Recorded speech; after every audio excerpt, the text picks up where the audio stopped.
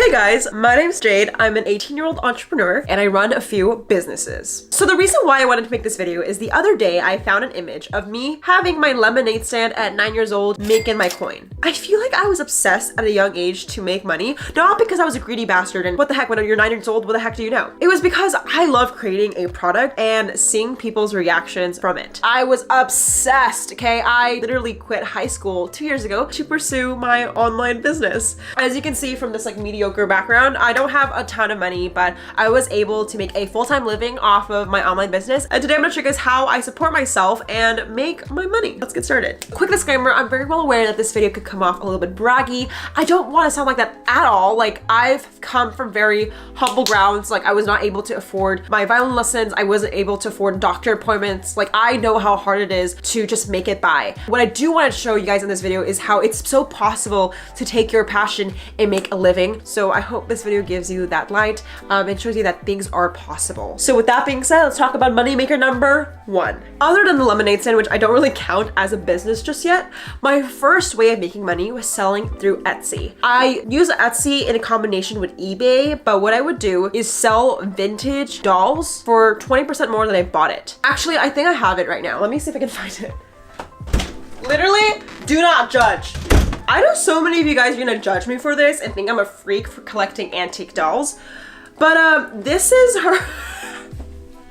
So it was like 2010, okay? And these dolls were hot. If you guys remember pull-up dolls, please comment below because you will be my best friend. But these pull-up dolls are retail like $100 each, but I would sell them for $200 or $300 more because they are always sold out. So that is how I made my money when I was 10 years old. I was able to make, I believe, like $300 a month by selling a doll. It was pretty good for an elementary school student. And I was really happy with this business because it came from a passion of loving dolls. And if I could share another doll with someone else, I was just super ecstatic to do so. So the pros of selling dolls or products online is that it's super fun. I found that like I was able to educate customers because I love the product so much. Like, I could tell you what's the weight of this leg, what's the material of the hair. Like, I loved dolls so much that I was obsessed with talking about it. And that actually made me such a good marketer because organically I was able to create a YouTube channel surrounded by dolls so I could sell and market these products. Keep in mind, this is 2010 YouTube, okay? So I wasn't so cool with the editing yet,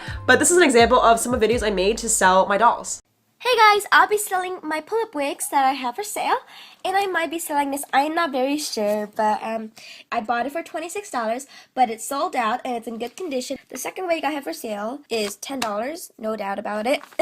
The cons of selling products online is it's really not scalable. I'm very well aware that you don't need to scale everything, but I couldn't sustain this business because it required you to buy like all these products, ship it out yourself, and I just didn't have that time because I was a kid. So yeah, that is the cons, but I really genuinely enjoyed my career in this field. Literally guys, go to your closet, find antique toys that you have when you were a kid, pop it into eBay, and you can actually see what are people selling it for and how much lower can you sell it for. And it's really easy to turn a profit just based on products you have at home. All right, 2.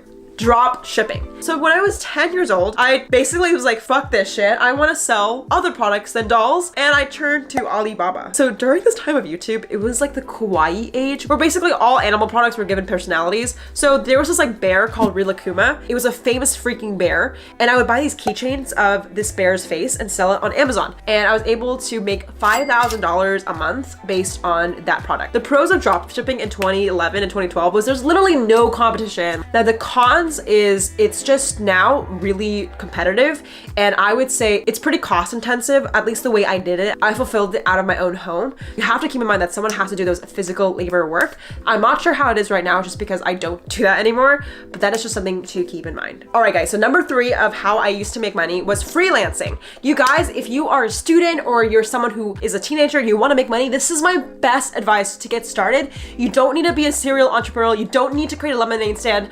All you needed to do is have a single skill and make it worth for someone else. And all I did was provide photography services. My school started to know me as the Instagram girl. So I was like, okay guys, if you want photos, it's gonna cost you 20 bucks a session. So I went on these photo shoots. I had this very cringy like portfolio account where I would show my clients, and I would go on these $20 shoots. Honestly, it was super fun. Like, I just organically grew my little photography business, started to do senior portraits. Oh, and by the way, pro tip guys, suburban moms with a little bit of cash flow are your best clients, okay? If you're doing photography for senior photos especially, those moms gotcha. I would actually recommend to literally go to Zillow and type in like high income houses above like $500,000 or $1 million and literally go to those house areas and like hang up flyers or Facebook ads to hyper target them on those houses because they have more money to spend on your services. Like I was able to charge $150 for senior photos, and that was bank at my time. So going to find the best customer that can actually afford your services if you do that. So that's a pro tip. Now, if you're like, Jade, I don't have a skill in photography, how do I freelance? I would actually recommend Fiverr.com. This is not sponsored. I just know they have other virtual assistant type of tasks, whether you can do email replying for someone else or company, you can do like some bitch work. Essentially, there's tons of offers on Fiverr that you can just pick up by setting up an account. And I haven't personally done it, but I definitely know there's way more skills than taking photos that you can do. So with freelancing, I was able to make $1,000 in the summer, and that was bank for me. I was just rolling in dough. So highly recommend freelancing.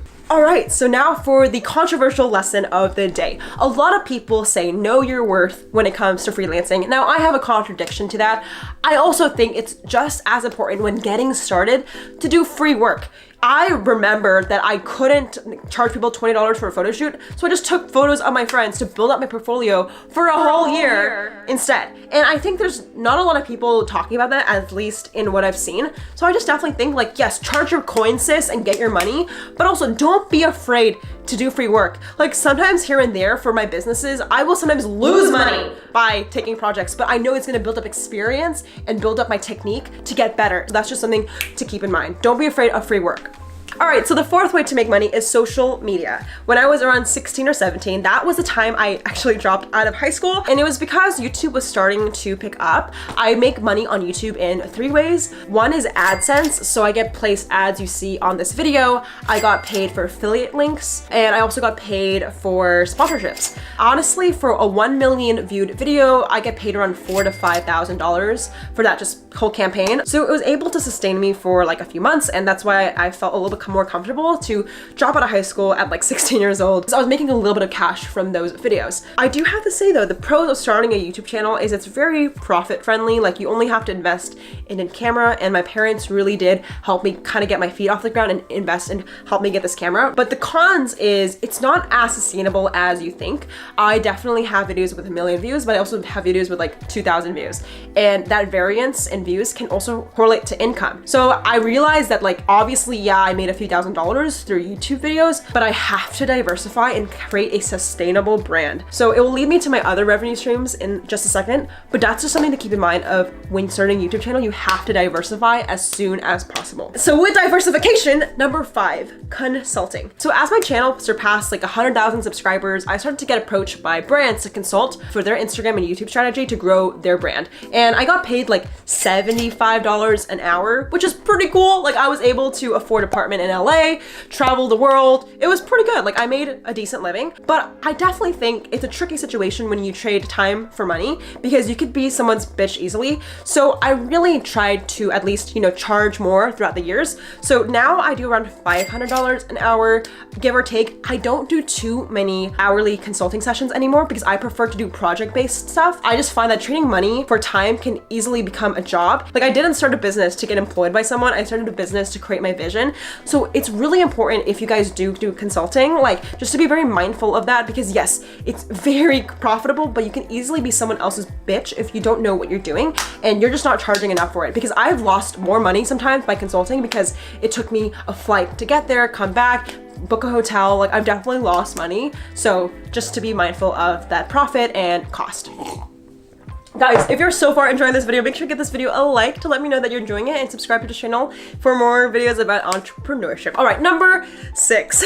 Now I currently make money through software and my own products. So basically after consulting, like I said, I just became very, very tired of just trading money for time. And I realized like my dream has always to build a product. Like since the lemonade stand days, I was just obsessed with creating an experience and I just didn't do it anymore. I just felt like I was selling it. Yeah, sorry, I'm being dramatic. I was just super grateful for those opportunities, of course. Like I'm not saying I'm not grateful for those consulting sessions. What I am saying though is I knew that it was time to start something new. So a year ago with my co-founder, I started a text message software called PBJ app, and this has been an amazing journey. PBJ is a text message platform for brands to use to grow their business, and for every customer we get, it's around $1,500. And the pro of software is that it's very scalable. Like adding one user doesn't cost us too much money. However, the biggest cons of doing software is it's very capital intensive at the start. Like we probably put in over $100,000 into our platform so far, and we still have another $500,000 to go to finish our platform. Like